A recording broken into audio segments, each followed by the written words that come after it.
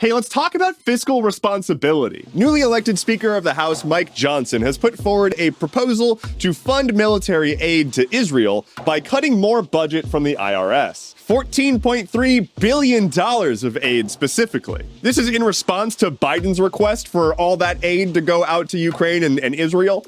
But Johnson's like, nah, let's just focus on Israel right now. This is a top matter of national security. So let's cut funding to the IRS and give that money to Israel for war. That'll absolutely help balance the country's budget. Now look, I don't stand the IRS, but they're not necessarily at the top of my list of government agencies that should probably be getting less money. Their operating costs are already pretty low and they're already pretty underfunded. And the less money the IRS has, the less rich people they can prosecute for avoiding taxes. And so it's a very convenient way to both use taxpayer money to fund foreign wars while also making it easier for rich people to avoid paying taxes. And I want to be clear, the Democrats also want to give this money to Israel. They just don't want to cut it from the IRS. This is your reminder that the United States does not have a left-wing party. Democrats are center-right. That is not a hot take. That is just international standards. Anyway, both of these parties want to send billions of dollars of aid to Israel to further their ethnic cleansing. Which, by the way, it recently came out that Israel's government literally has a document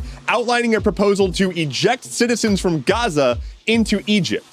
All of them. And that's not an exaggeration. Israel has literally said, oh yeah, we have that document. Don't worry about it. I do want to note, because I think it's important that you know, that there was a recent CBS poll that showed that public sentiment on the whole Israel thing is shifting. A majority of Americans are not in support of sending military aid to Israel. The only group that goes against that grain are Republicans. 57% of Republicans do want to use taxpayer money to fund wars in Israel. Instead, a majority of Americans are in support of providing humanitarian aid to the region. So, I mean, that doesn't translate to the actions of our government, but public sentiment is different. Anyway, my point is, maybe give us healthcare.